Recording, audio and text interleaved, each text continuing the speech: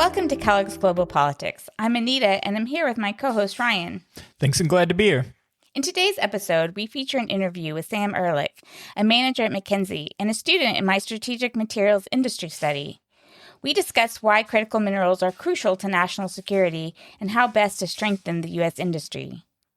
First, however, we look at the runoff elections in Colombia and what a far-right win would mean for the country and the region. We next turn to North Korea's surprising economic trajectory since the pandemic and the latest on its diplomatic efforts. Then Ryan updates us on one of his favorite topics, aliens, and what, if anything, was actually revealed on Disclosure Day. I just love that we get to have aliens again. Yeah, how on the dare show. you? You kind of dismissive in that. I can't imagine why.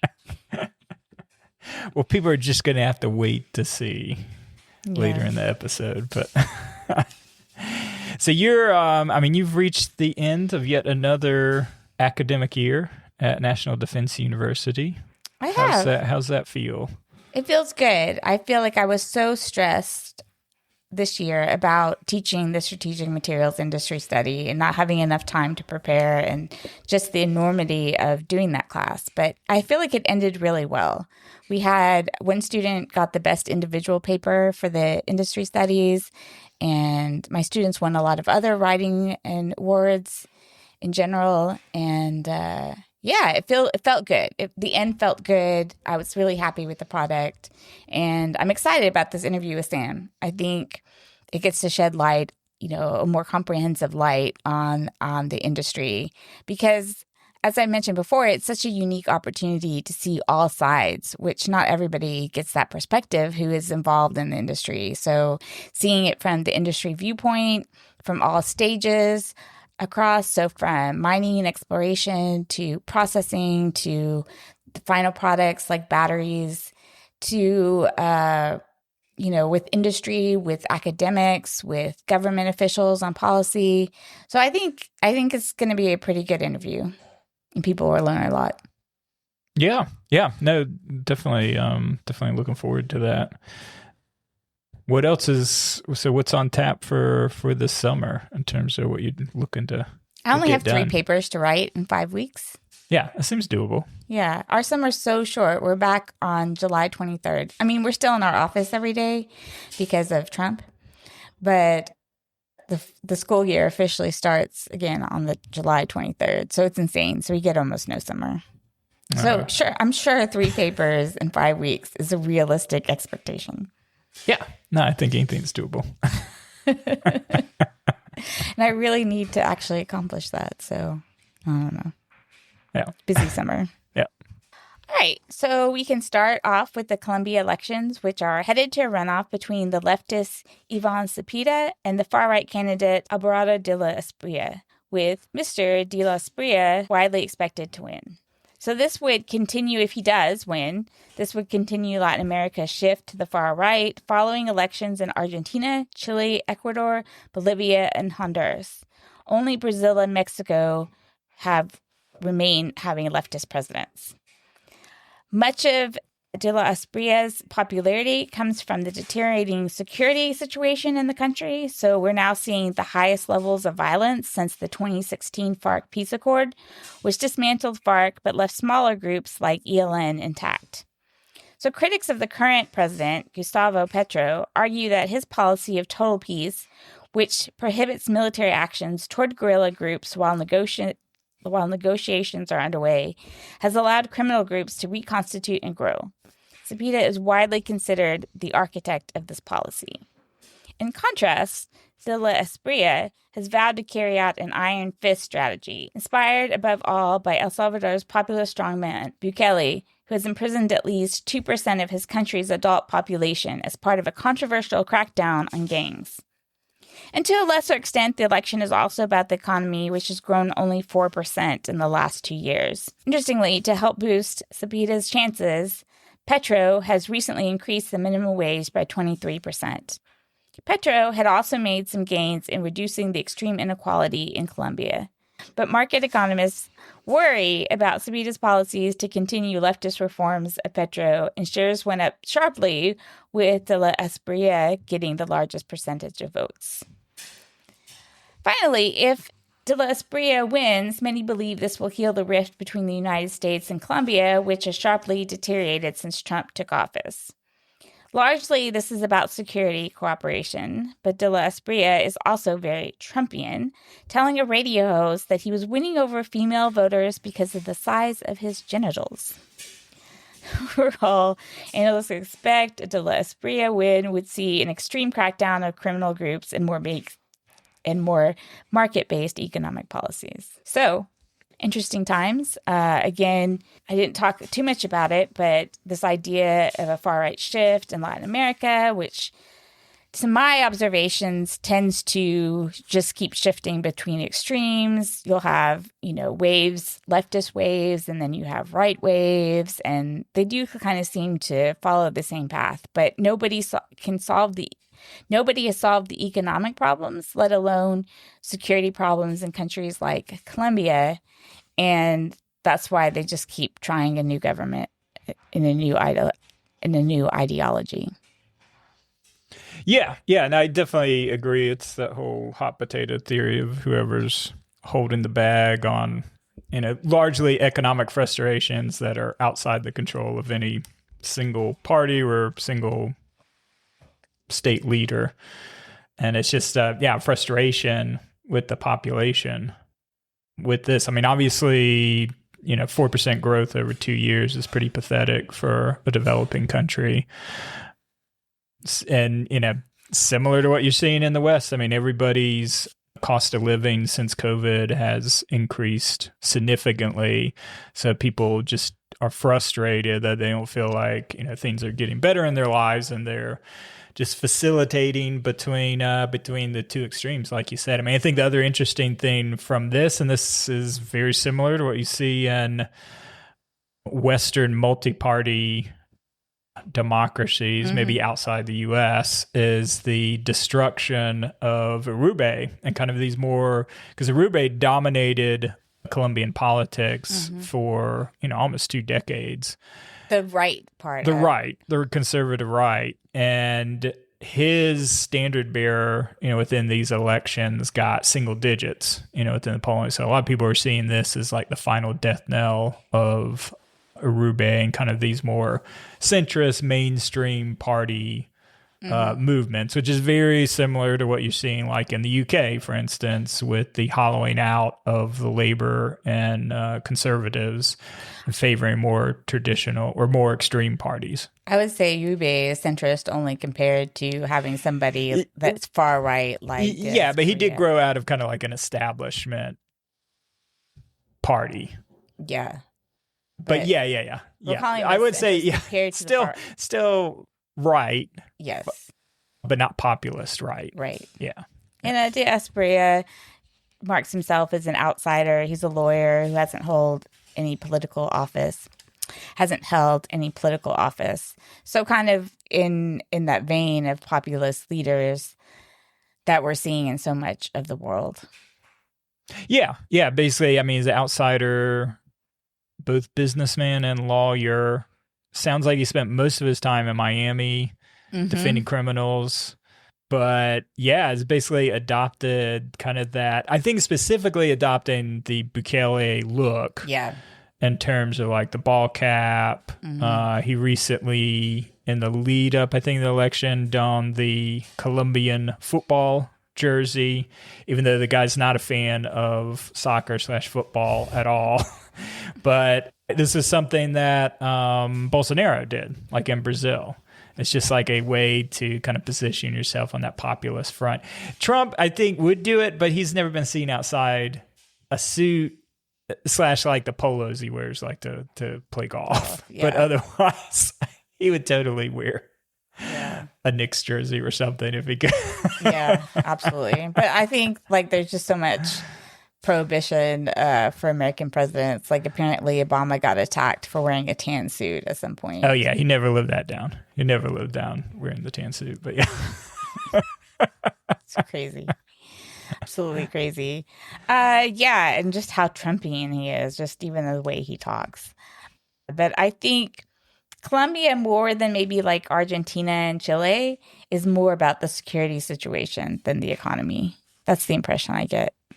Yeah. Yeah, definitely it seems to be that way. I mean, my understanding too is Petro was very boxed in by a relatively balanced, maybe compared to other Latin American countries, in terms of the balance between judiciary, legislature, and executive power. So he didn't really get to implement what people were really afraid of, his nigh Marxist state ownership sort of ideas, but was very much constrained to the point where, raising the minimum wage 23% was seen as like, oh, he's trying to throw the election. But that's so standard kind of left to center approach compared to, what you saw deployed by Chavez, for instance, in Venezuela. So I think, the security situation for sure. I was surprised, I guess not that surprised, that Colombia had reached like new records for cocaine production. So that combined with, increasing levels of violence, which I haven't seen if it's like back up to pre 2016 days in terms of crime levels. But I mean, it could be just any sort of increase is seen as intolerable, particularly to who De La Espriela's base is, which is kind of located in the Andes region, the suburbs of the main city. So these are mostly middle class people that have done well, over the last generation and are looking to protect kind of those gains. So the focus is on security. It's so funny to me when middle class people who have done well are the ones who support the populace. Yeah, but when it's a security focus, that makes sense because you're trying to secure. But it's more the rural region. Yeah, it's kind of the opposite here in terms of like where the split. But yeah, the left region is for Petro's, and of course, I think one thing I'm not sure you explained, which I had forgotten, that they're basically Colombian presidents can only hold one term constitutionally. So Cepeda is obviously part of Petro's party, but most of that support comes from the rural regions, which have been hurt a lot because of the lack of land reform, and that's really then struggling. So they were looking for more economic relief, and then the same within the inner cities. So the poorer regions within the inner cities is also like a base of support. Yeah. So one thing that's really notable about Colombia is it has the greatest inequality out of most Latin American countries. Which is saying something, because it's a place known for inequality. Inequality. So it's a huge problem in Colombia, and definitely part of the more leftist support. Despite, I think, the security situation, which probably most people are unhappy with. Yeah. So it seems like from the poly market, though, De La Espriela is by far the most favored candidate. Yeah. Because as of today, he's at 84% chance of winning on June 21st when the election's held. And one of the logic behind that is, one, he won the not the majority, but he won the highest percentage of votes at 43% to Ivan Cepeda's 40%. Right.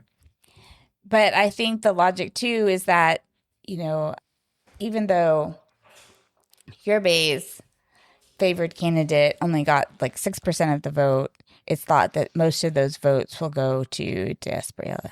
Yeah, which makes sense just from a political ideology alignment. So what do you think this means for Colombia? I mean, it seems like there's some positives, at least in the short term, and in terms of the relationship between the U.S. is likely to improve significantly. Right, which hinges a lot on security cooperation as well. I think my fear, definitely, I think they need to go back. Like, total peace does not seem to be working, and they need a more they need a more focused security policy. But I fear the diasporas.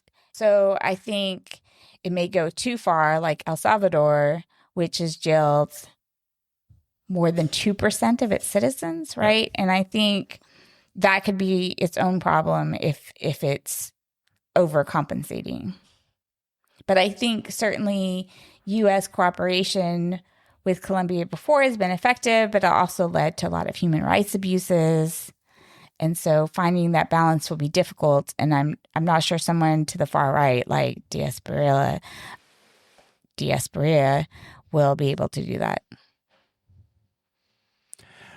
Yeah. I think it's a little unclear, and then having kind of what level of institutional support he'll have and kind of that composition, because that's maybe something I didn't really look at, because Espriella is obviously not part of a party per se, or he's a new party. So who are his like allies within the legislature? That will be a big factor. So that was something that one of the articles I read noted, is that he will also be somewhat constrained by the legislature. But how much, I don't know. But like I said, I just fear about him going too far on the security situation. But I see why certainly people are very frustrated with the current plan. And as I mentioned, the leftist contender, Ivan Cepeda, was considered sort of the architect of that total peace plan. And why he hasn't said that he will continue it is widely thought that he would. Right, yeah. And I think it's a very complicated security situation. We want to make it just all about drugs, but it's really a lot more nuanced than that, I believe. I mean, at one point, these guerrilla groups were themselves leftist, but they certainly have become more just criminal organizations. So I don't know. It's complicated. Yeah. I think, thinking about it, I think he will have a lot less leeway. And I think that's always been kind of the moderating strength of it, not a strength of the Colombian system, although it certainly discourages, greater equality. It does have this sort of moderating influence of, well, what's ever good for the business elites within the country is generally what will be supported. So taking too much of extreme, around like heavy jailing. I mean, mind you, it'll probably be set up like Bukele, where it's private prisons, so there will be profit-making opportunities, but mentioned that he would set up 10 maximum security prisons. Right, yeah, in the jungles. So that could be a certain subset of the base where the business elite, where that's appealing, but maybe other subset that's seen as detrimental. I mean, just human rights in general, could suffer a lot under diaspora. Yeah, I don't know, without the kind of the ideological tinge that like Uribe had. I kind of wonder, if it'll be as extreme as that with like the extrajudicial killings is what I'm thinking. Or will it be more kind of focused on, we're going to just lock up 2% of the population? Yeah, you had like severe attacks on journalists, who were killed. I mean, you had a lot of... With the Uribe. Yes. Yeah. So you could see that situation again. Yeah, so it's possible. I don't know. It'll be interesting to see what happens. And as always, we just wish the best for Colombia. So you had a surprising take on North Korea that I wasn't completely aware of. Yeah, not so much my own personal take, but came across this. Article. I haven't followed North Korea just because there's been so much going on, and especially on the U.S. side between our little adventures in Iran and Venezuela. But yeah, so Wall Street Journal reporters Dasi Yoon and Timothy Martin reported yesterday on the surprising success, and I put that kind of in air quotes, of the North Korean economy since the pandemic. And what they highlighted, but makes sense, given what's happened over the last couple of years, is that North Korea, at least its elite within Pyongyang, are experiencing a mini economic boom. And this has been driven by both the arms sales and the troop reinforcements for Russia's war in Ukraine. And interestingly, cyber currency theft, which is a pretty significant source of revenue for the North Korean state. But just putting some numbers to it. So the arms sales have been significant. And again, these are mostly artillery shells and munitions that have been provided by North Korea to Russia. So that's about $10 billion since the middle of 2023 to the end of 2025. And then another 500 million, because I think we talked about how North Korea sent 15,000 troops to fight, particularly I think in last year's summer offensive when Russia was unsuccessfully, making a push on the Eastern Front. But North Korea apparently contractually got $500 million for that. They most likely received that payment in the form of military technology and weapon parts. And that's why the new North Korean warships and drones have been seen to resemble like Russian designs. And they're actually currently working, I wasn't aware of this, they're working on the country's first nuclear-powered submarine, which is expected to be commissioned relatively soon. And then the other component was this idea of cyber theft, which really kind of throws in, because like the crypto bros, the whole thing was like, this is so secure, it can't be hacked. Your money is safe with it. Oh, yeah, that was the whole. This is like, this is outside of government control and systems and banks. So it can never be seized by the government. Right, but why would it not be vulnerable to cyber attacks? Because supposedly it's the block. This is how it was framed to me, is the blockchain. It's like this super, 300 times harder than whatever the code the Germans used to encrypt messages. So it was supposedly unhackable. And yet, this army of cyber thieves in North Korea have literally drained off billions. So people investing in cryptocurrency, just don't be surprised, it gets... But it also makes me think, why aren't we doing this? Are we also hacking? Like, if everybody's dealing with cybercrime, why don't we drain the bank accounts of Iran and North Korea if this is so easy that... Because let's be honest, are these going to be more sophisticated than the West and all of its powerful AI? The reason why we don't do it is because it's illegal. And so we don't allow the government to engage in illegal activities. Okay. Is that currently an issue with the current administration? But they're engaged in illegal activity. This is not, you're hacking a criminal's cryptocurrency bank account. Yeah, that's still illegal. But you're stealing back the money that they stole. Yeah, but being Robin Hood or whatever is not legal. I think there's an opportunity. I think there's a revenue generating opportunity if it's so easy to hack these crypto exchanges. Two more points about that. A couple of years ago, I had a student who was National Guard, and his main job was in cybersecurity for banks. Okay. And one of his frustrations was the U.S. has a policy to defend against cyber attacks, but they're not allowed to, because banks and stuff are not allowed to have any sort of assertive position in preventing cyber attacks. So there's that. And two, what you talk about is just illegal. It just is. If it's going after a legal operation, I'm not so sure on the legality of. You can't do the only thing against illegal people. I'm not sure on your claim on the legality, but I will say the thing that it would do is, if you're pushing crypto exchanges and pushing it into like this is a legitimate investment source, you don't want to undermine the security of it by engaging in the activity that supposedly makes it a safe asset as well. That the government at any time can take your cryptocurrency. I don't get why you think it's not illegal. Because it's essentially going after what would be deemed a terrorist or criminal organization.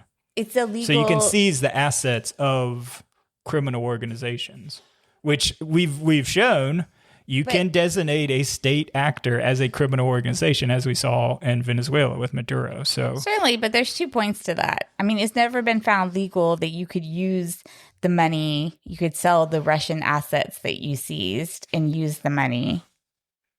Well, I mean, they're exploring that. But right now, that's being widely explored at the EU as well. I mean, right. But we talked about before, one of the reluctance to do that is Belgium being afraid that Russia would be able to sue under international law. Also, I think there's a big difference between seizing criminal crypto wallets versus seizing assets from oil and gas sales from a major world power. Yeah, but I don't see the legality. Okay. I still think you can't just shoot somebody just because they're a criminal. I mean, legally, you can't.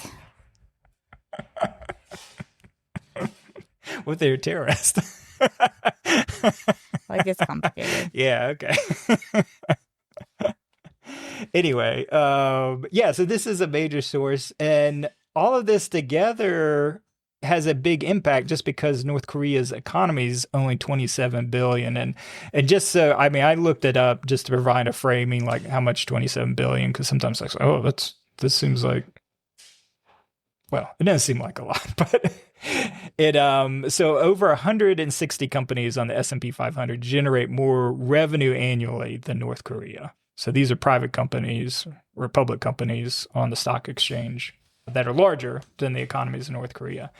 And then the other thing this article pointed out was that the growth is around 3.7%, which would be impressive for a developed country, but is still pretty anemic. So the areas of gains kind of economically are showing up, and they provide a bunch of different evidence of that. I think the most compelling was and they'll always show this like on satellite imagery of like the night, the lights, and the difference between like South Korea and Seoul right to the south, and then how dark North Korea looks. Well, that darkness has lessened considerably in the last 5 years, and it's like 5 times brighter than it was. So it shows, significant amount of economic activity, at least in these sort of bigger, I think Pyongyang and maybe some of the other bigger cities within the country. So something's going on there. I think it's so notable because, before in around 2020, I mean, they were having severe food shortages. This is a country that has experienced several famines in recent years due to economic sanctions largely. So what is considered anemic growth in general is hugely significant in a country like North Korea. I mean, remember, it's disconnected from the international trading system completely. Right. It's a completely isolated economy and country. So it's actually pretty remarkable. And certainly, I didn't expect to see it. But it makes sense, as you said, because of its ties with Russia during the Ukraine war, being able to sell things to Russia. I mean, almost any change in the economy brings significant results because of how incredibly poor it is. Yeah, no, for sure. And I think the other interesting thing, this actually came out of New York Times reporting, I think right before or after the Wall Street Journal article. And I was not aware that, during COVID, that North Korea closed off the Chinese border and clamped down a lot on trade and smuggling, which was really the underpinning of the black markets that had emerged over the last 10 years or so, particularly within Pyongyang. So these underground markets, Kim Jong-un has really pushed to replace those with more state-sanctioned equivalents, and actually even forced those who profited, no doubt at gunpoint, to donate profits back to the state. The other thing was, and I think we had talked about before, was, part of the smuggling and trade was getting in cultural products from South Korea, so K-pop and some of the Korean soap operas. And there was a very brutal crackdown that the New York Times reported on in around these cultural products. I think they talked about one incident where a dissident had escaped and reported that a man was shot in the streets or executed in the street by North Korean government forces because he had distributed like 70 K-pop songs or something equivalent to that.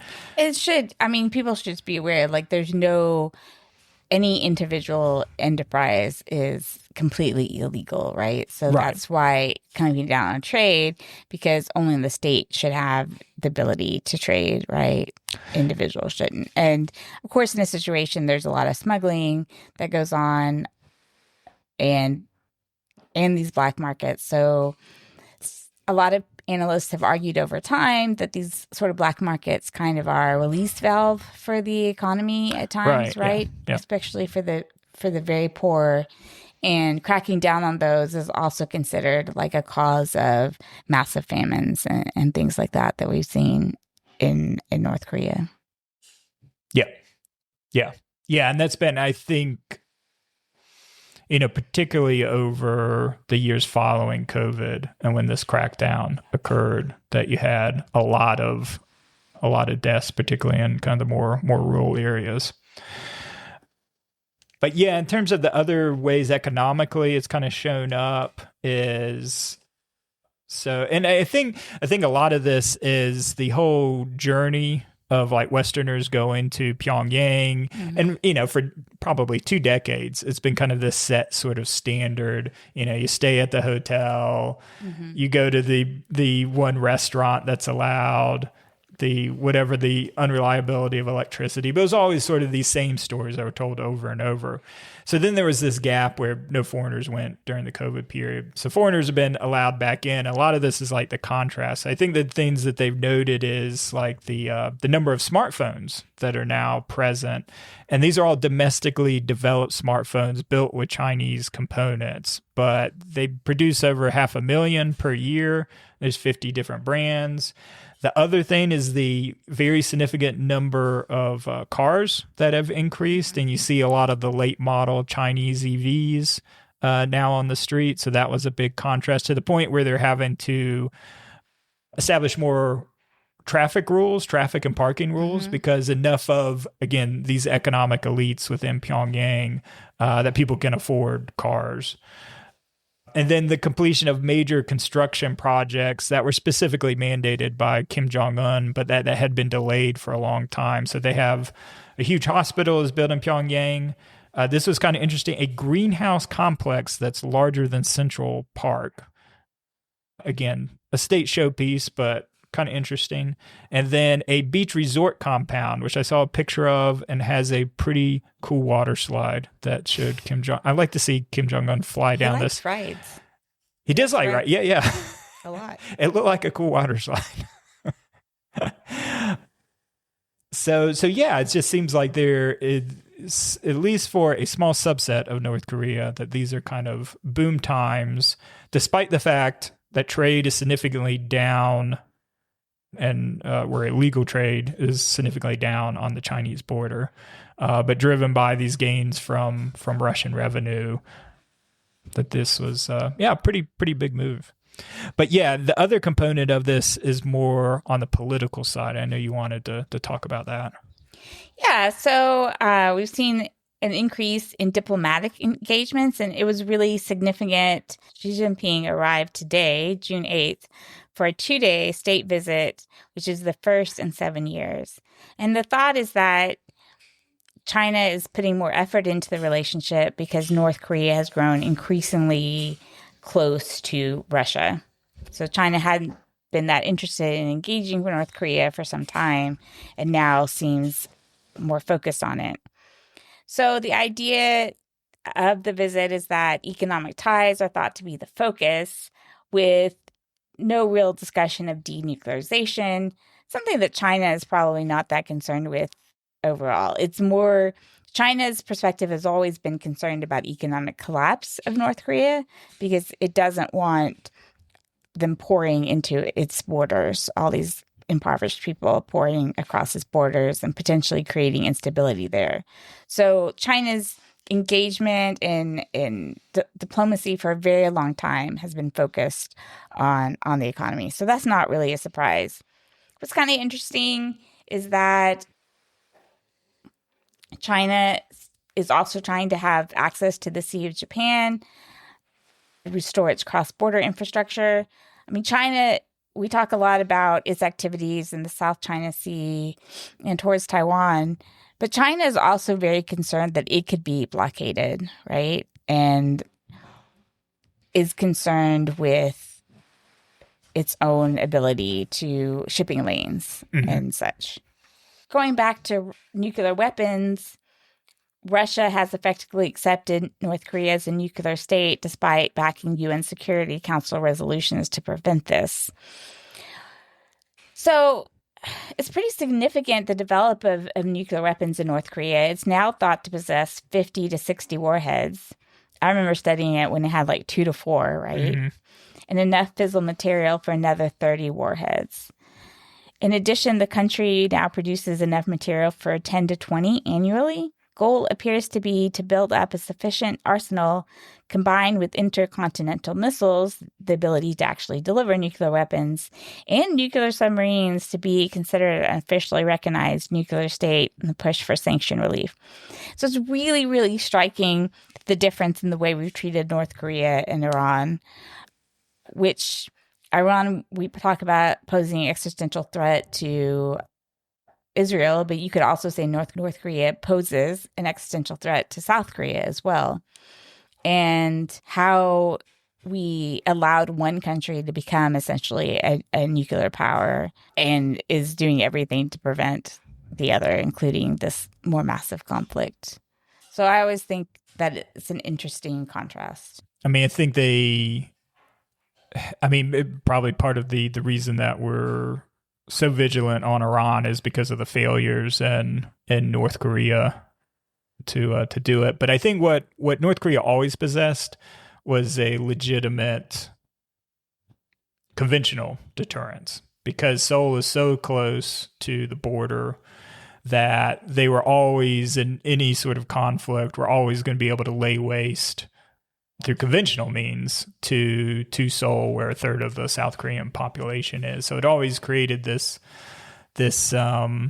reluctance or a level of going to the level of aggression that we've done. Because obviously, we probably came the closest, in the 90s to potentially bombing North Korean nuclear facilities. But I think because that conventional deterrence always existed on the border, that it just wasn't worth that price. Whereas opposed to Iran, rightfully, wrongly, we thought was worth the price of going after. I mean, I agree with that completely, right?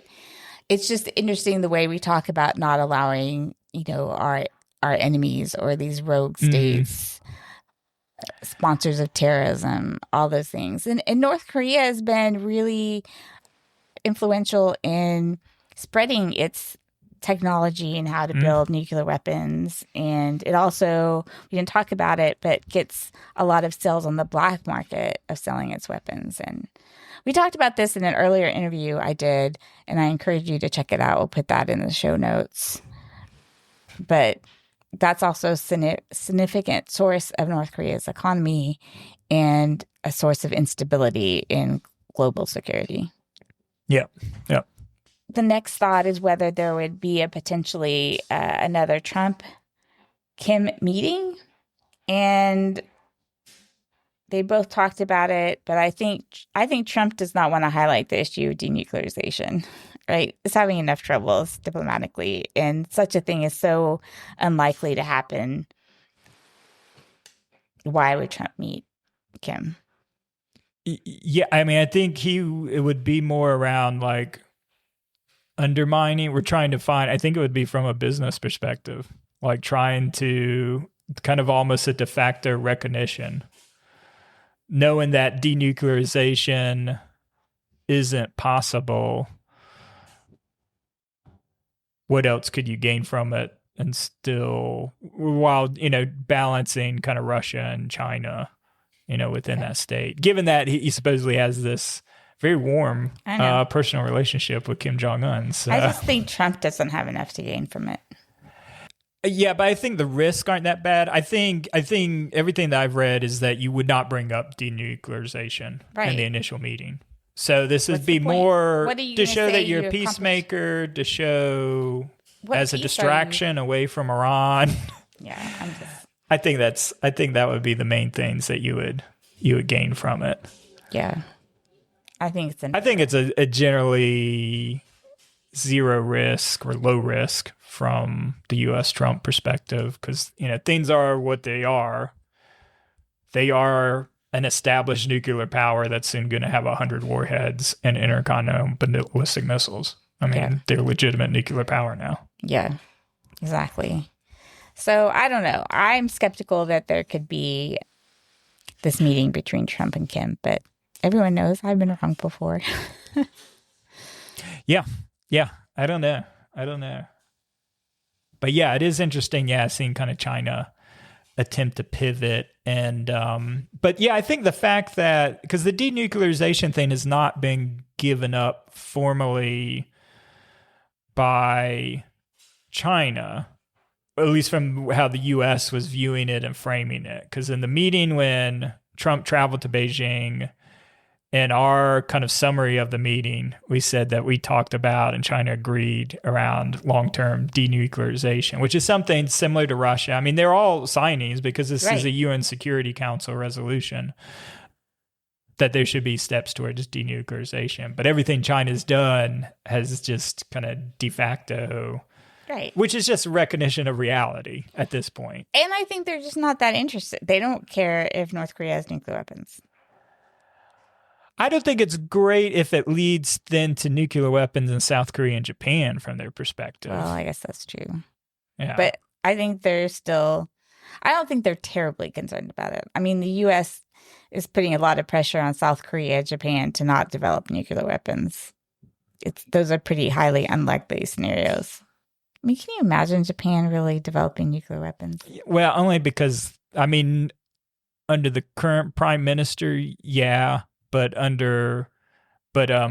domestically, I think, there'd be too much pushback on Japan developing nuclear weapons. I just don't see it. Yeah. So I don't know how concerned China is with it without real... Yeah, I don't know. I still think it's significant in the fact that, now they're choosing to go back, given this very close relationship with Russia. But that's, I think, largely... I mean, I think... they do usually stick to economic discussions. Yeah. And whether there can be some sort of official trade across the border. Yeah. Which I think has suffered because, they've put on more self-reliant. I mean, obviously they can assemble the phones, but all these components are coming from China. But they did draw the line at, hey, we want to assemble. I know, that's interesting. Yeah, there is which goes back to the whole Juche philosophy of self-reliance.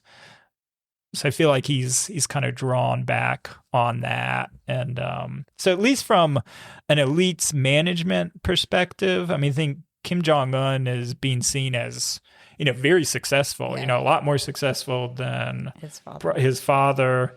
Some people even say more than the grandfather, which seems like heresy. His grandfather was a real socialist who believed he was a revolutionary. Right. I mean, I think he was not about empowering elites, giving them more money. I mean, I think he generally believed in a more equal socialist society, where I don't think Kim Jong-un does. Yeah, but in reality, I mean, it's all these Marxist societies normally settle on the whole animal farm.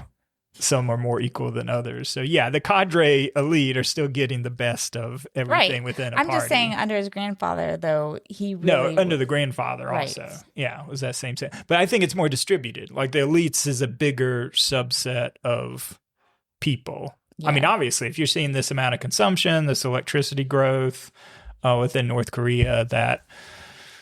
maybe it's only, say, 10% of the population, but that 10%'s living... much more similarly to how people in China and the cities live. And that's a big change. But the part I think we'll leave on is, I thought it was kind of interesting. I had seen this before, but Kim Jong-un is, despite only being in his 40s, early 40s, is thinking about his successor. So the common thought, and again, this is usually like no intelligence, but I'll give you the degree of intelligence. Like, for instance, his daughter. So this is his child that has appeared most like within public media and on meetings.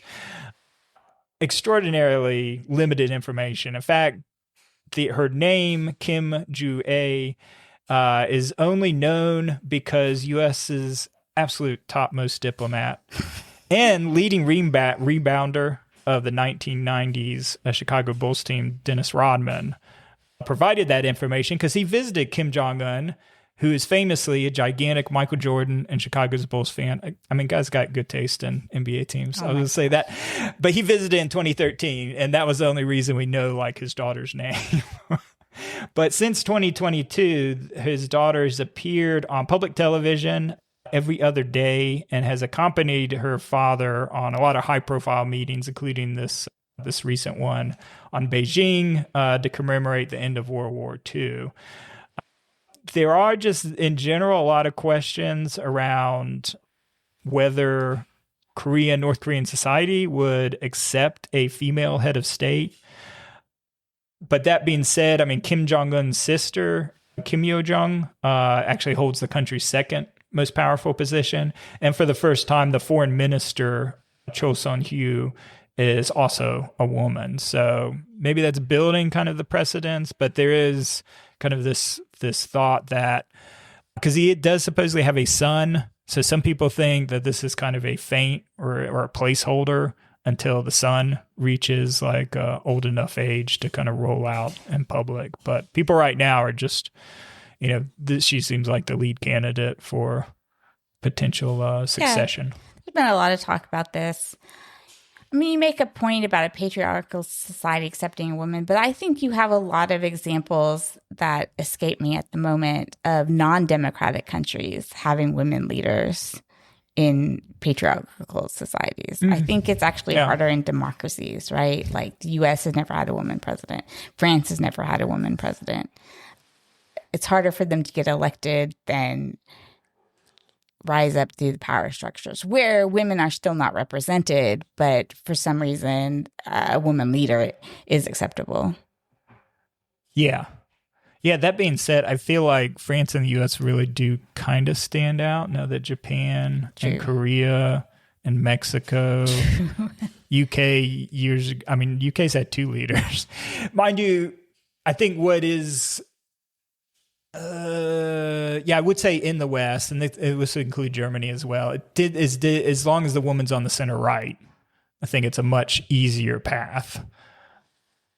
The left or the center left, much rarer, at least in Western countries, are kind of rising up to power. You've seen that in France on the right, women running.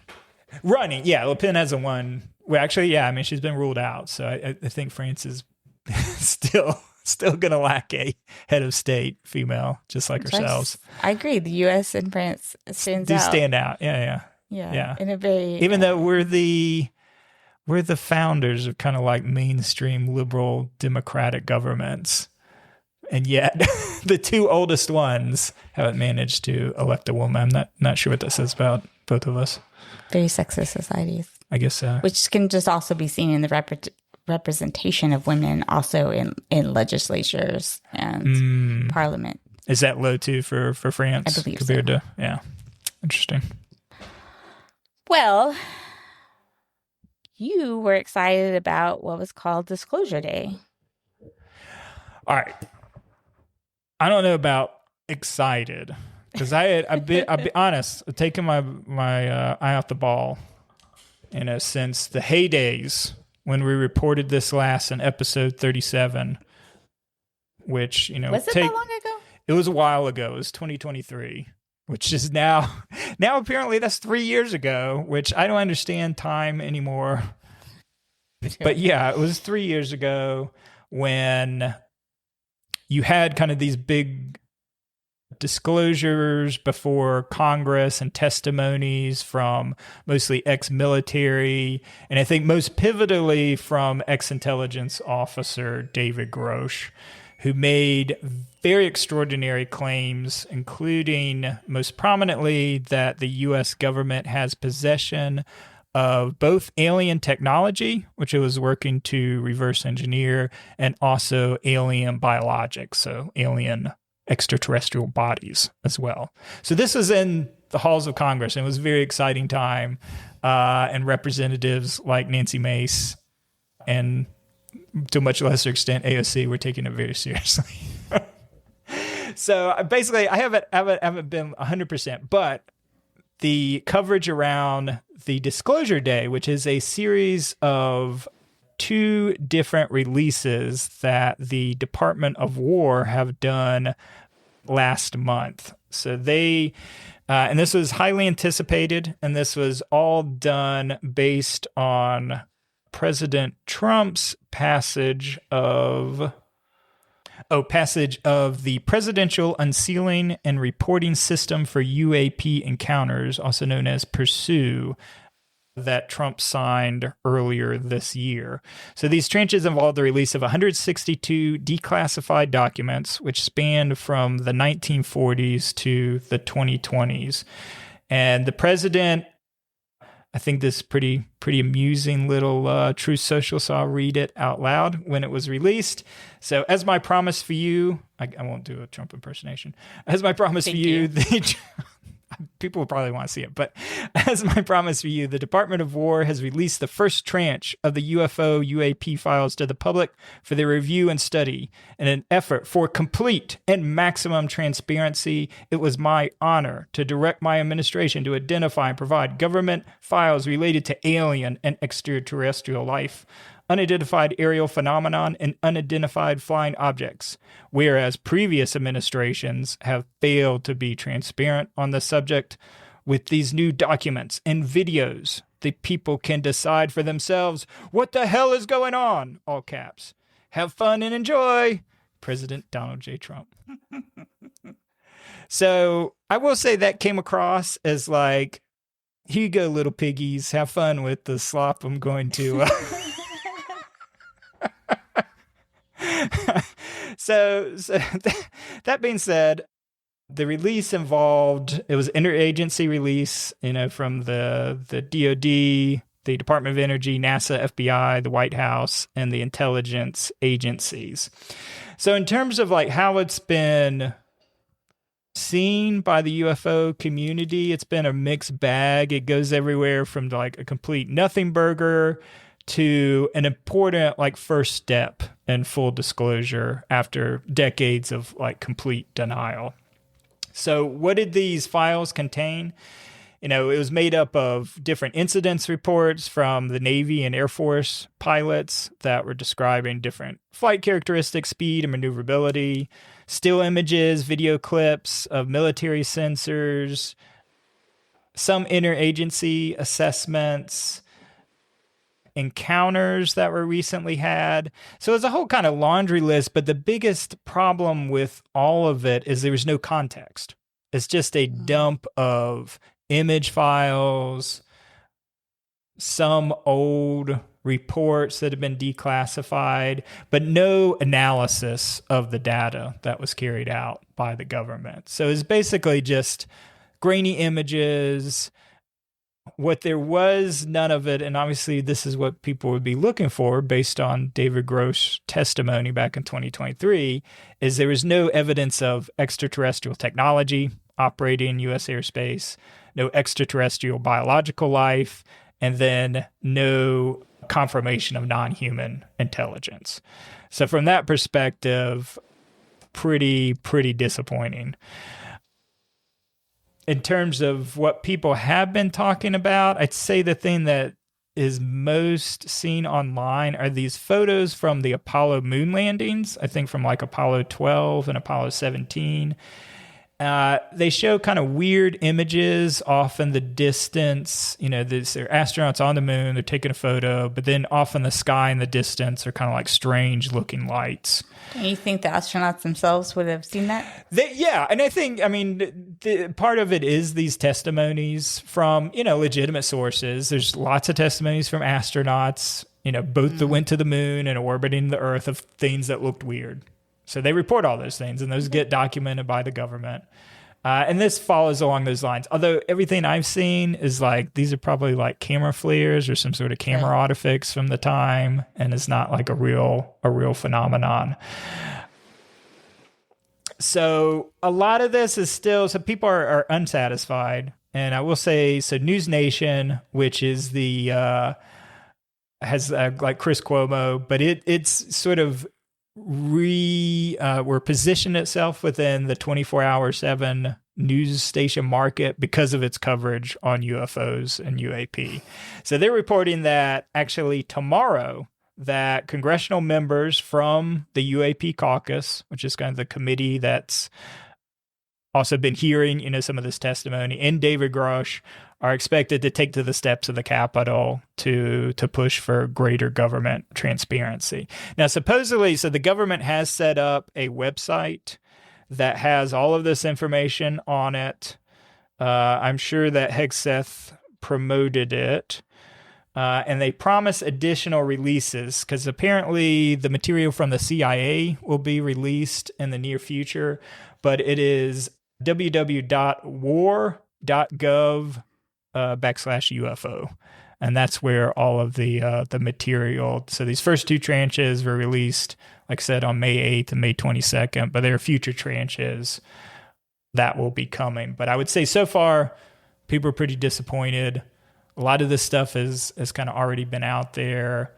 And then there's no analysis around it because obviously the government took a look at it and wrote intelligence reports analyzing the likely causes, but none of that was made public.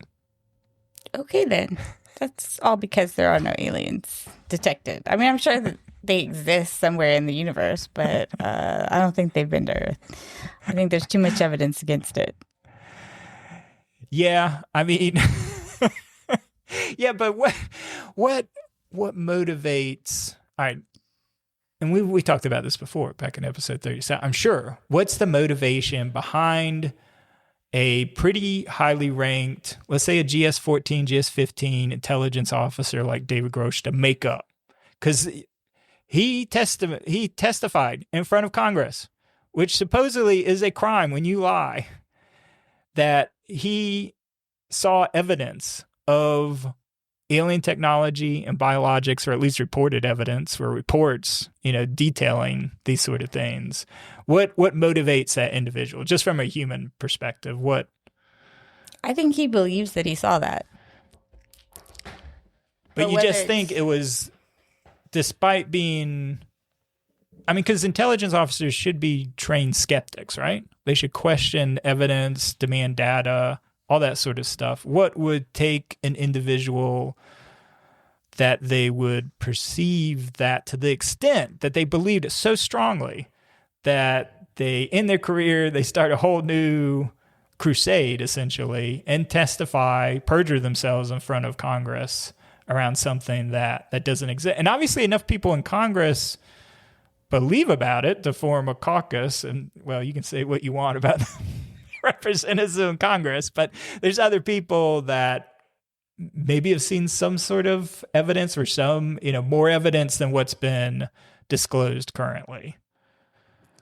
I think people interpret the data they've seen to support alien life and alien technology. That's a big, how do you go from like reading a standard government report to being like, oh, okay, well, this clearly says there's alien technology. I don't know why do renowned scientists sometimes believe it too. I mean, yeah, I don't know. This is just an open question of why people. Why did the author of Sherlock Holmes, which was very analytical and database? Yeah. Wait, he believed in aliens? What did he say? He believed in the paranormal. Oh, okay. something that is not fact-based. I mean, so why does anyone accept things that seem to go against their profession? Well, usually they've had either a personal experience, personal encounter that can't be explained. So they're basing on the evidence from their own sensory perspective. That's often the case when people that are highly educated that then believe in the paranormal or aliens or whatever. It's because they had a personal experience and are taking that personal evidence into account. I'm not aware of like a guy like David Grosh having a personal experience, but this is based on what he's reading within the government, within his job as working, because he worked on this, the committee that was set up in 2017. How would there not be more definitive disclosures if this existed? Well, I mean, the conspiracy is that that it's too earthbreaking for even the Trump administration to release. I don't believe it. I think there'd be a lot more David Grosses with harder evidence. Yeah. So I don't think he's perjuring himself in the sense that I do think he believes in what he's saying. Yeah, but doesn't that represent then a mental break? Sure. I mean, it's just going back to, I say, why do certain people who seem to have their whole lives... These are people that have had mental breaks of some sort. Or just... like you said, maybe he has had a personal experience that he can't explain. And so that's opened him up to thinking of this data in a different way. I mean, that may be. It's nothing he's testified under or mentioned like in interviews of like a personal experience or something that were an encounter. Yeah, certainly nothing around encountering. Well, maybe he felt like it wasn't a definitive or something, Yeah. I think, I mean, to your point, one of the interesting things that came out of the survey, so Americans that do believe, I don't have the statistics in front of me, but there is a distinct correlation between the belief in the existence of aliens. I don't know if that includes like aliens that visited Earth, and being non-religious. So people that are more non-religious or atheists tend to have a higher belief in aliens or extraterrestrials than people, for instance, that are Christian, which is a much lower belief in extraterrestrials. I do. So, I think there's life somewhere in the universe. Yeah. I think is huge. Yeah, exactly. And I think there's a lot of things that we encounter in our lives that we can't explain scientifically, so we turn to these alternative explanations. Right. Because science hasn't had the ability to measure it. We haven't discovered it scientifically yet. So I think there are things that are unknowable. Yeah, and I think that's where this fits in. Because, I mean, I think you're right. The traditional explanation, everything we know about physics and life is that, the universe is huge, but the conditions for life appear pretty widely prevalent, just in the star systems that we can observe. So it seems like, there's got to be life of some form, throughout the universe. But then it comes down to the distance and what we know about the ability to travel fast. And if you can't exceed the speed of light, then there's no way that a civilization can like cover these distances. So what's the chance of aliens having visited the planet? Yeah.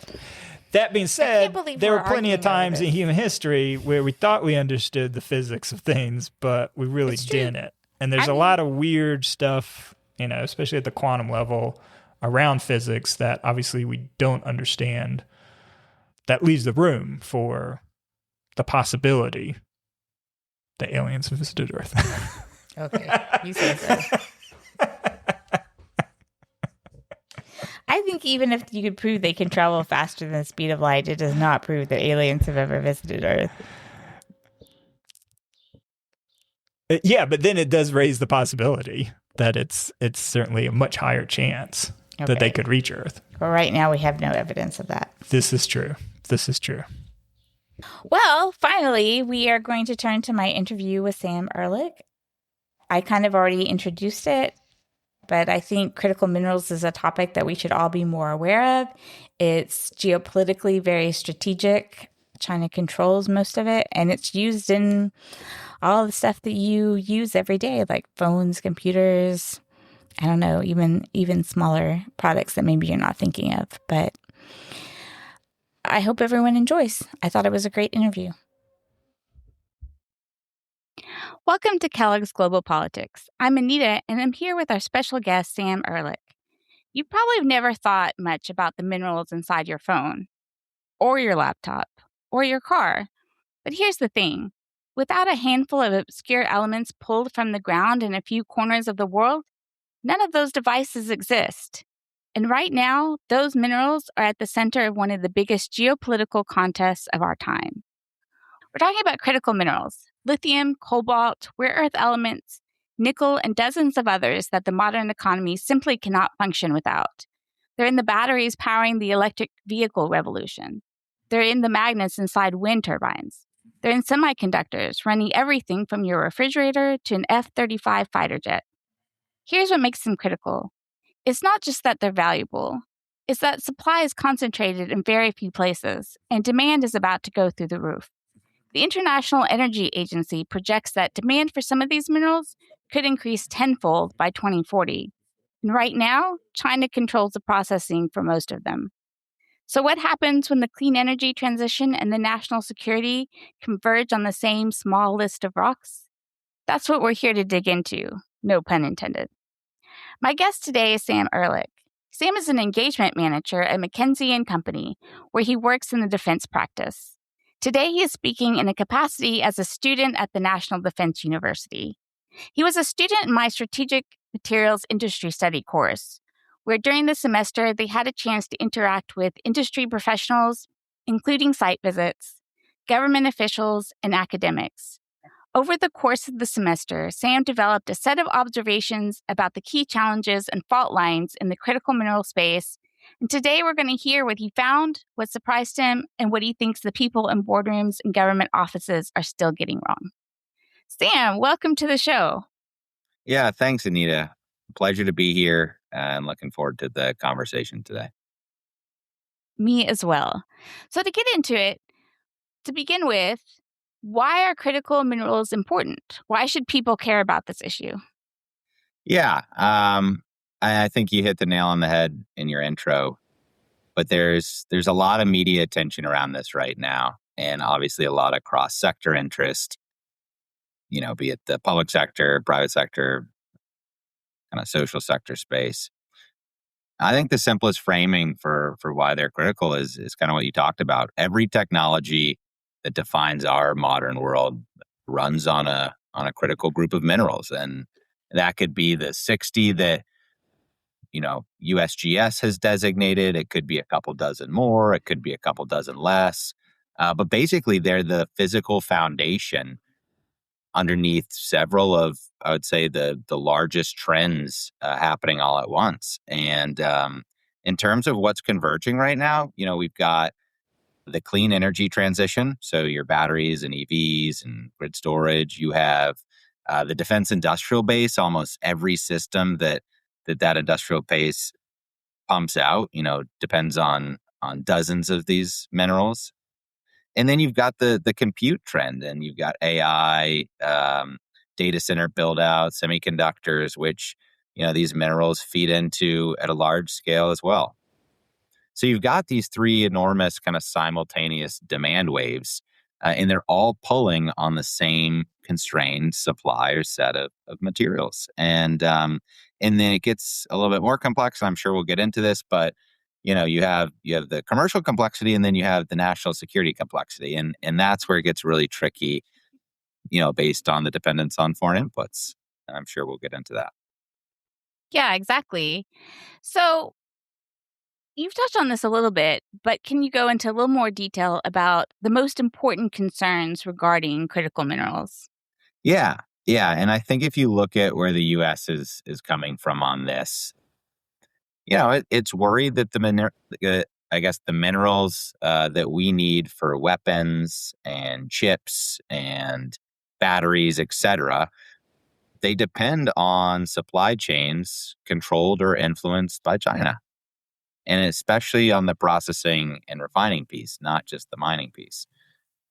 And so I think there's a real fear here that in a crisis, and we've already seen signs of it, but that China or another adversary could cut off or slow roll or even price spike kind of key inputs. And that would leave the U.S., both the defense industrial base as well as the economy writ large, very vulnerable and possibly unable to build systems that we depend on from a defense perspective and from a U.S. average consumer perspective.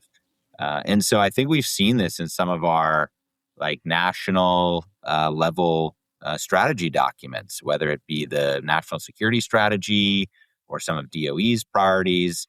It comes back to this point.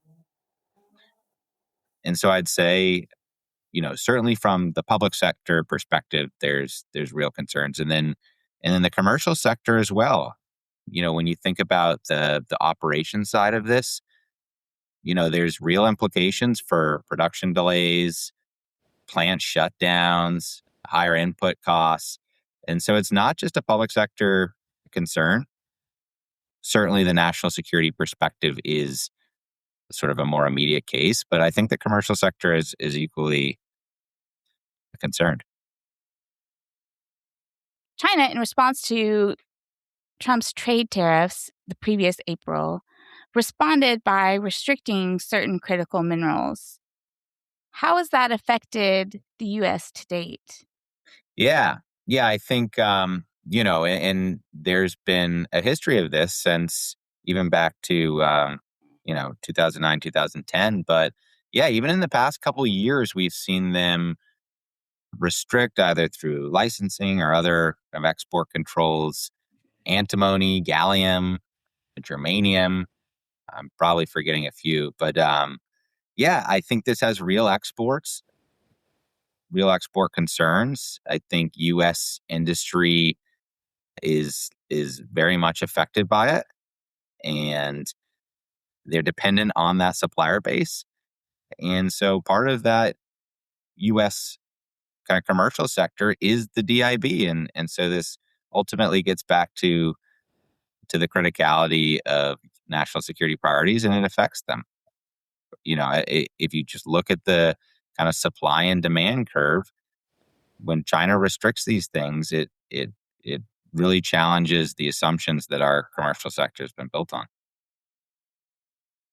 Yeah, I was reading recently that about a third of all the Pentagon's programs are at risk of shortages if these trade barriers are not pulled back. And in fact, this was supposed to be a very important topic between Trump's recent visit to China with Xi. There was some disappointment that nothing more concrete was done, although they keep agreeing to talk about it some more. So it's definitely, as you said, a pretty serious issue and an ongoing one that impacts national security, but also the commercial side, as you mentioned. What experience most impacted the way you looked at the industry? Yeah, from the semester? Yes. Yeah, I would say, a lot of our domestic field site visits were pretty impactful in terms of just gaining knowledge around the challenges with this industry and just better understanding it. But I would say visiting MP Materials was, and being kind of currently the only operating rare earth mine in the U.S., was really insightful. I think as, we were standing there looking at that open pit. And I think the one thing that lands there is that, you hear in the news about the rare earth shortage and kind of some of the hysteria around that. And we actually do have the geology. We have the resources. We are not a resource poor country in the sense of what's in the ground. But what we lacked was the capacity to actually, and the ability to actually capture the rest of that value chain after actually having the minerals in the ground. And I think MP is an awesome case study in that full value chain actually being able to be onshore. and they've been focused on domestic magnet manufacturing, and in partnership with the public sector, have essentially built kind of an end-to-end, or are building an end-to-end capability from kind of resource all the way to finished magnet. And so I think it's a case study, and in certain cases, onshoring can be successful. I'd say the other visit that was really interesting that we took, and now we're moving, I guess, a little bit further downstream, was to the domestic magnet manufacturer. So that was their core business. And so they depended on foreign supply of rare earths. And it was the perfect illustration of a, I guess, geopolitical choke point. They make the magnet, but the rare earth concentrate itself comes almost entirely from foreign inputs. And so when Beijing, to your point earlier, when Beijing imposed licensing controls in 2025, this U.S. kind of core defense supplier was suddenly exposed in a major way. And their workaround, no fault to them, but their workaround almost seemed improvised. And it just shows how a shock like that can really affect our commercial sector. We have most of the minerals in the United States, and that kind of gets lost in this discussion. But what is difficult is the economics of even extracting them, although we do better at that than the other part, but particularly processing, the midstream processing, and then the downstream producing magnets and the goods we need. And that's where the real chokehold that China has over us. Even if we extract it, we have to send it to China to have them process it, make them into magnets, and then we are reliant on those goods. Absolutely. The class spent a week in Chile and Argentina studying their approach to critical minerals. What are some observations you had while studying the industry there? Yeah, I think it was really interesting getting an international perspective from countries that kind of outside of the U.S. and Australia and Western Europe, and I guess Canada. But yeah, so I guess in Chile and Argentina, with Bolivia, they formed the lithium triangle. And that, they have, I think it's over 50% of known global lithium reserves. So we're talking that geography in the South is genuinely strategic territory. I think, in terms of our trip to Chile and Argentina, what struck me about Chile was, I guess, how deliberate the state involvement was. So they have Codelco, which is the state-owned copper company. But Codelco has also been handed the lead on Chile's national lithium strategy. And so it just shows that, the push to have a meaningful stake for the state in these operations in this industry.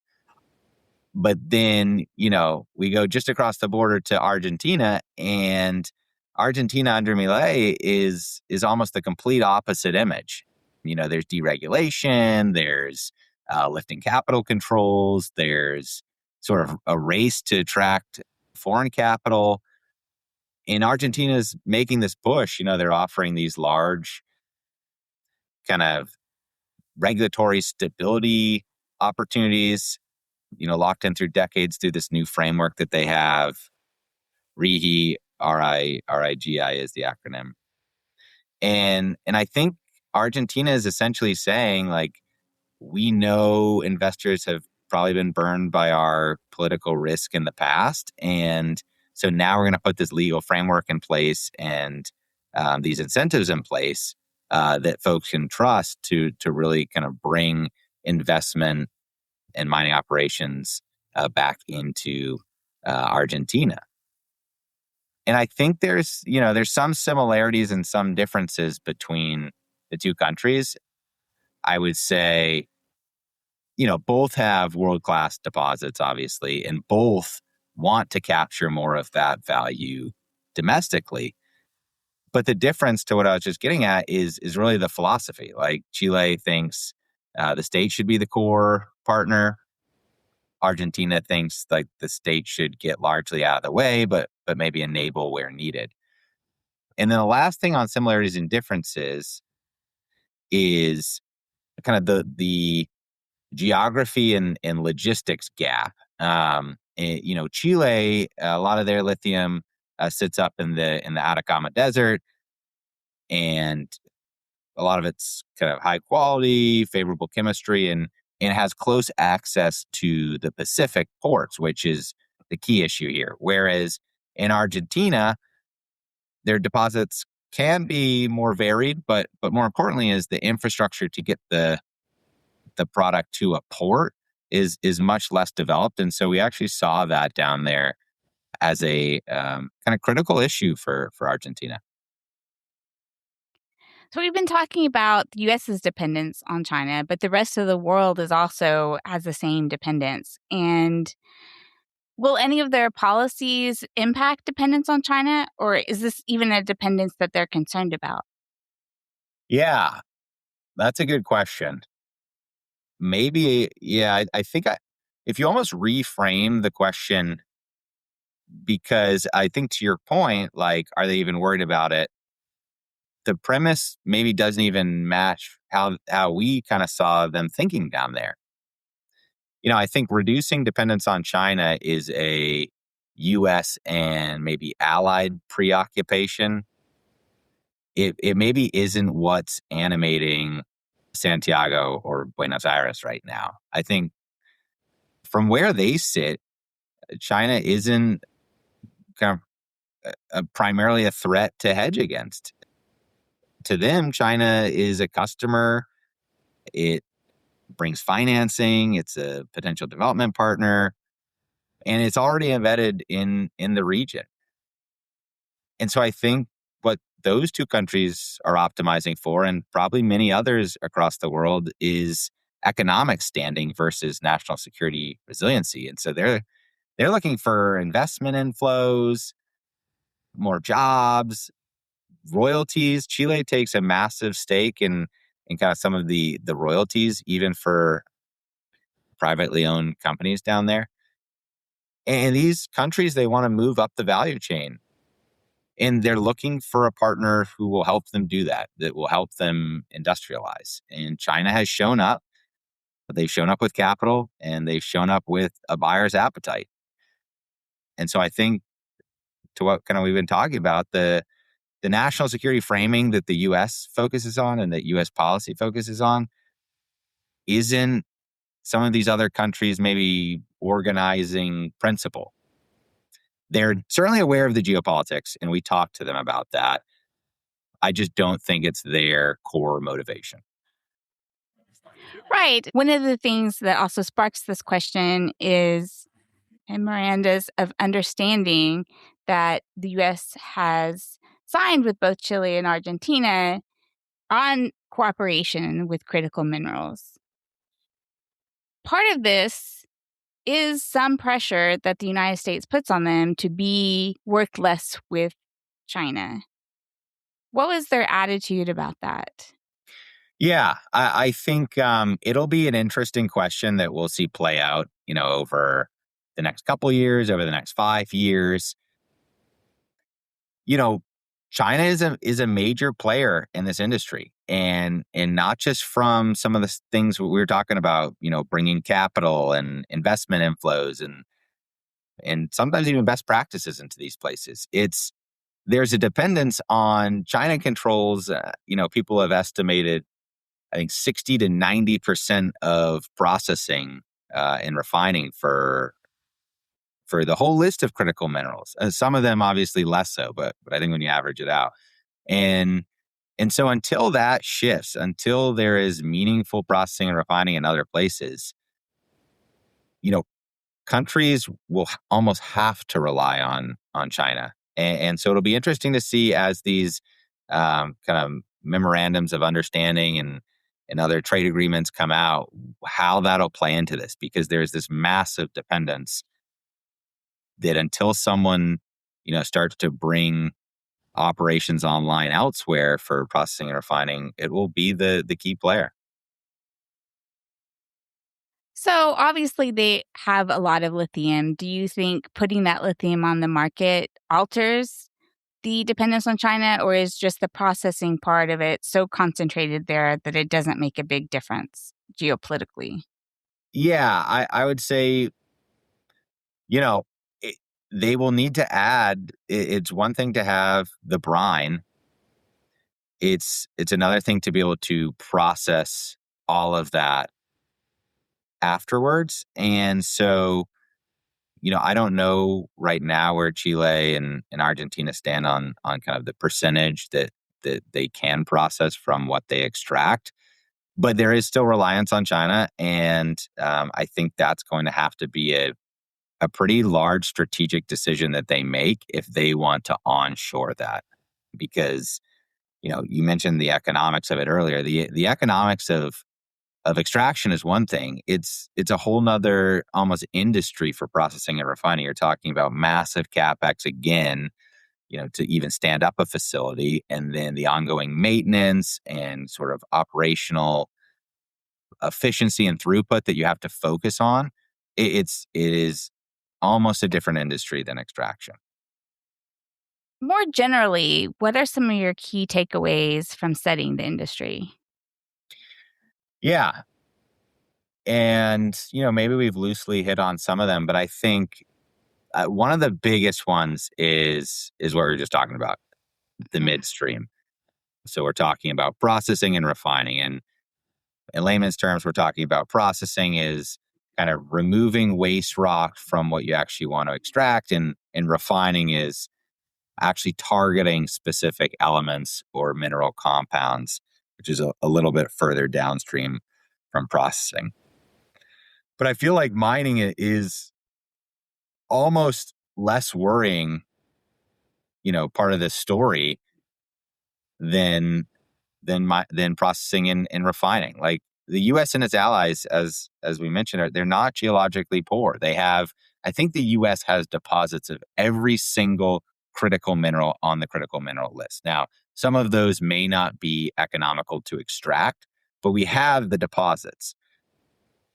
And so, if you were to actually kind of draw a line of the value chain from extraction all the way down to end product, you almost have this smile curve. It's this hollowed out middle where the refining and separation and kind of intermediate chemistry need to happen, and the U.S. doesn't have that.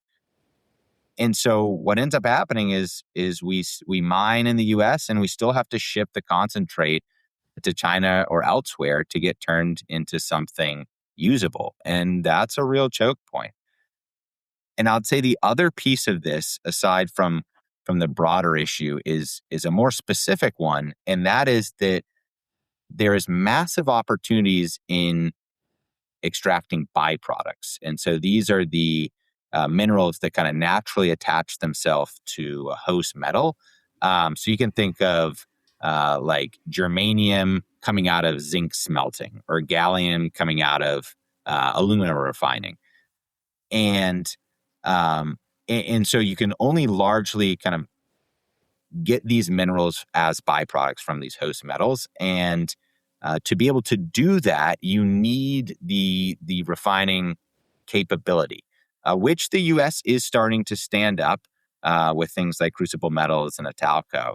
But I mean, there have been studies that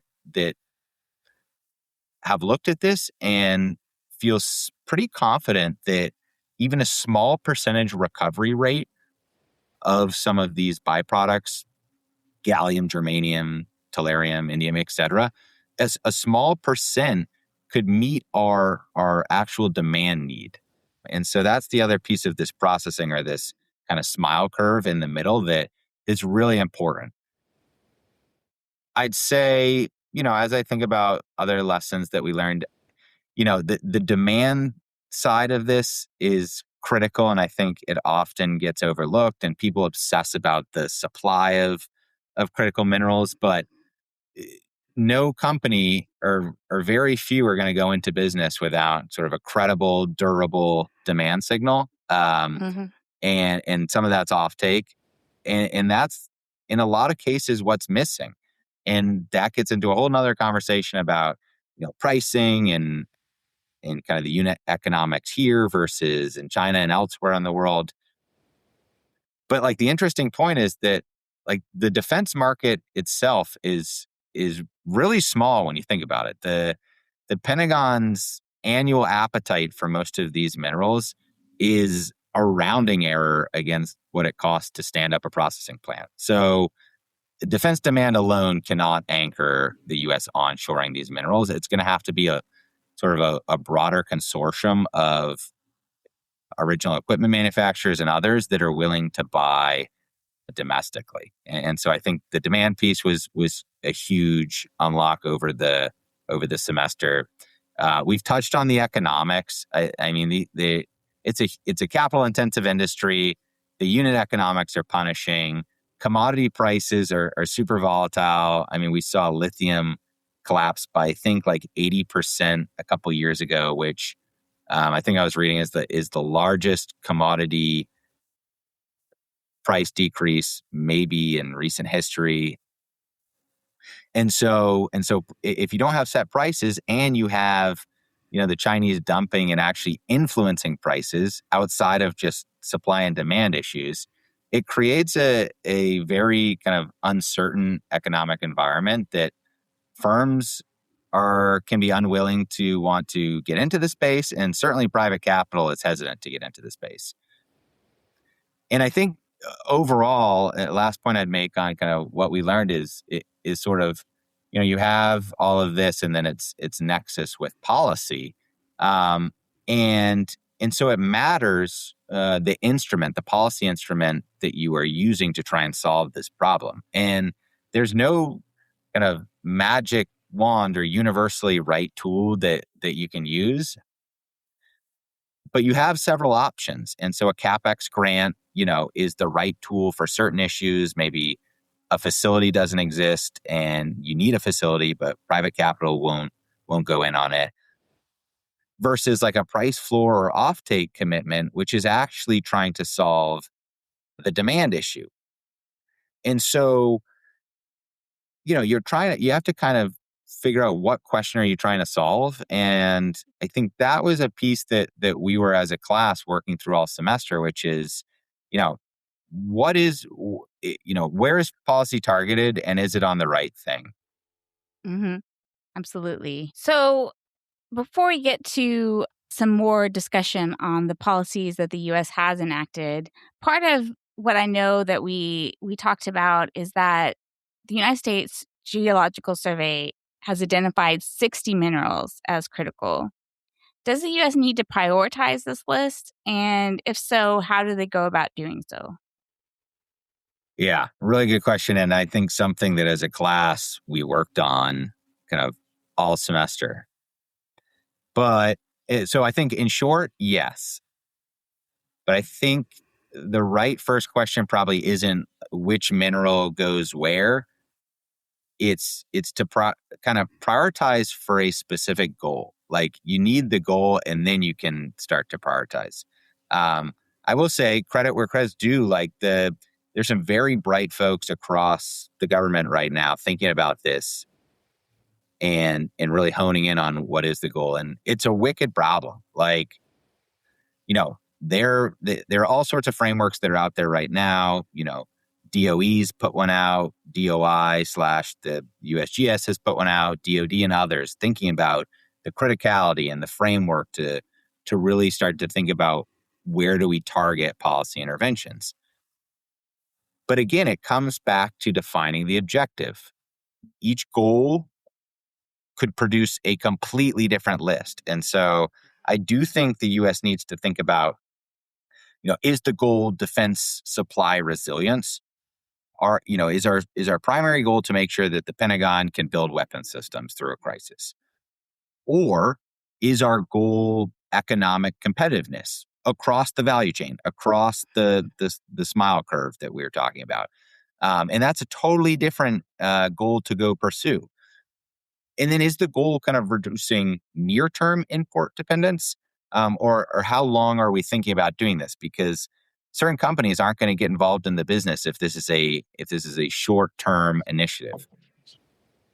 And then there's the prior, the strategic choice that we kind of talked about earlier underneath all of that. And that's, and the kind of getting back to the smile curve, like, are we trying to secure the whole supply chain for one of those goals? Like in the instance of example of rare earths, are we trying, from rare earth, in the ground all the way to magnet or component? Or are we just trying to guarantee access to the material and getting to like, rare earth concentrate or oxide? And those are very different ambitions. And it's certainly a different price tag depending on the goal. And so I think that's the first step. Before you say, let's prioritize the list of 60 that the USGS has put out, let's first align on a goal. And I truly think that in the conversations that we've had, it sounds like that's happening with the NSC and others. But I think that's step one. So, what are the top 3 challenges in the United States to effectively develop this industry? Yeah. And that's tough because, I mean, we probably came up with a list of, I don't know, probably over 20 different discrete challenges. But I would say maybe first is like the largest kind of strategic challenge is this inherent misalignment between sectors. And, there's national security interests and then there's commercial economics. And sometimes those line up and other times they do not. And so, a mine or a processing plant, it can be strategically essential for national security, but it can be commercially unviable at the exact same time. And so when the two align, the policy problem, I think, becomes a little bit easier. There's a big commercial market for something, maybe lithium for EVs, that also happens to serve defense. So private capital doesn't, need to be, or private capital does most of the work. Government doesn't need to be so involved in it. But the hard case is when they don't align. And that's when you have kind of low volumes of these materials that are defense specific, like take samarium as an example. And so then, the government almost has to price national security resiliency. Has to make a decision on like, what is national security resilience worth? How do we actually decide how much to put into samarium or whatever it is? And is it, worth fully financing a processing plant or a mine that may never turn a profit?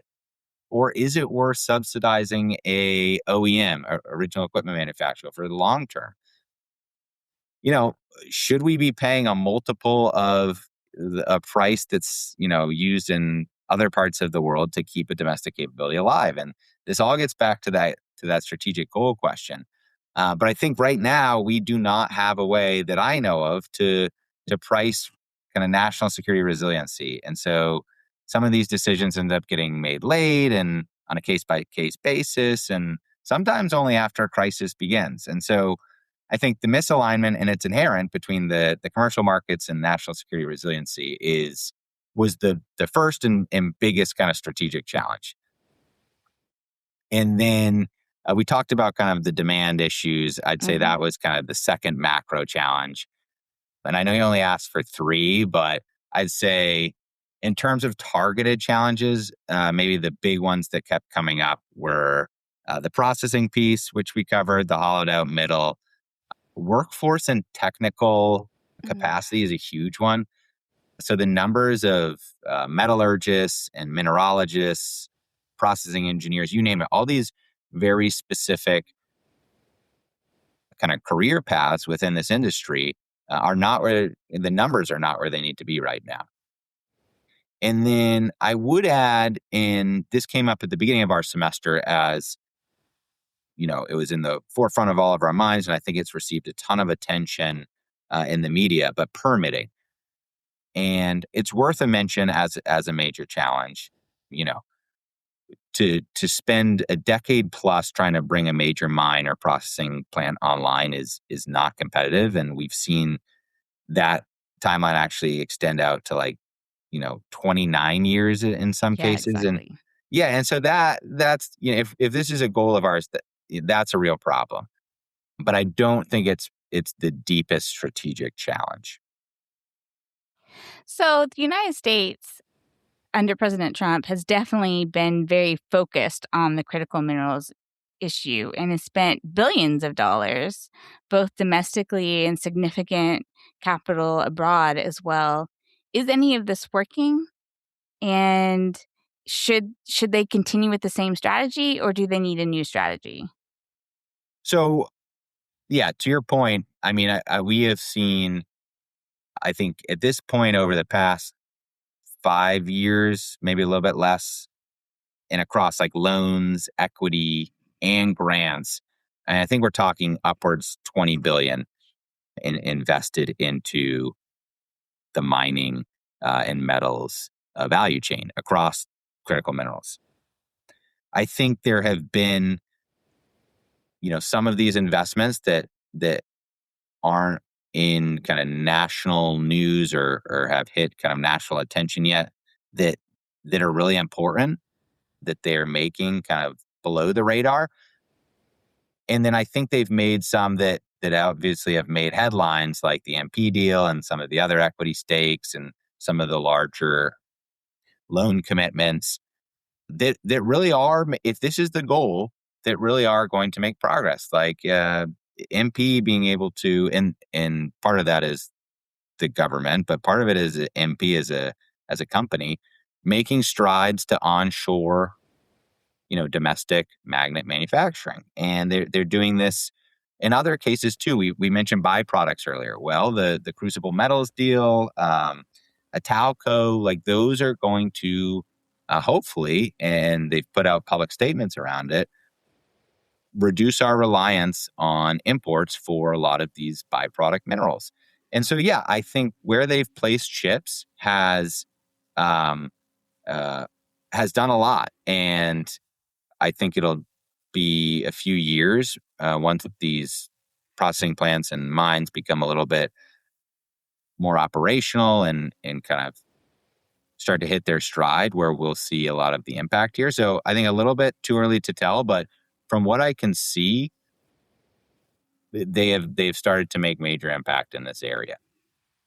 Whether or not, and we're not privy to these conversations, so I don't know, but it would be interesting to know what the goal or objective is. I think there are some broad ones that get released publicly, and I assume there are more specific ones that we're not privy to. But I think that's the issue. Is it maybe the core issue is, what are they solving? They've made impact, but what is the ultimate objective? I think that's an important point, as you keep emphasizing having a specific goal in mind. So you guys came up with, in your group report, several great recommendations. What do you think were the top 3 for the U.S. to undertake the national security dimension of this industry? You have to define the objective. Like, be honest about what the U.S. can and can't onshore. Be deliberate about, where you need to onshore, where you want to friendshore. And so that's sort of an overlying piece. But, what we thought about was a lot of this processing and refining piece. So, one, how do you start to get a lot of these critical elements like gallium or germanium from byproduct processing? And so we looked at, how do you increase either demand incentives or just straight kind of capital incentives into that system to boost our ability to start to build that supply of these byproducts. So that was one of our kind of top 3 recommendations. Also, when you think about refining, we have very few refineries in the country right now. And I know that we are increasing investment into others, but we put that as another kind of targeted recommendation is to look at, where does it make sense? What kind of refinery would it be? What do you get from it? What would the supply levels be coming out of it? Would that meet U.S. demand? And if exceeds U.S. demand, which actually in some of these cases it could, what does the U.S. become? What's the strategy there? Do we become a net exporter for some of these minerals? It'll be interesting to see. And then I think the other piece of this, and we've talked a little bit about it, is how do you match the financing instrument to the problem? When do you use the price floor and the offtake model? If it's this commodity won't survive the next price crash, so we have to build in some mechanism to help it survive that, or this won't get built, so let's actually look at more of like a grant or some sort of like financial infusion into that area. And then I think the last piece that's important is, and somewhat of a recommendation, but more of like a through line through all of this, is China's ability to do the processing and refining. It was built on decades of very deliberate, patient work and a strategy. And some of that was, loose policy and other things that maybe wouldn't work in this country. But also a part of it was a very deliberate technical strategy and a very deliberate architecture. And so the U.S. needs to focus on that here, is being very precise, being very deliberate, and thinking in the long term. And that's the last piece I'll make is thinking in the long term, because I feel like, these companies look at policy intervention and, they see it depending on the time and a lot of other factors. They see policy lurching, and they see it lurching with the news cycle and possibly with election calendars.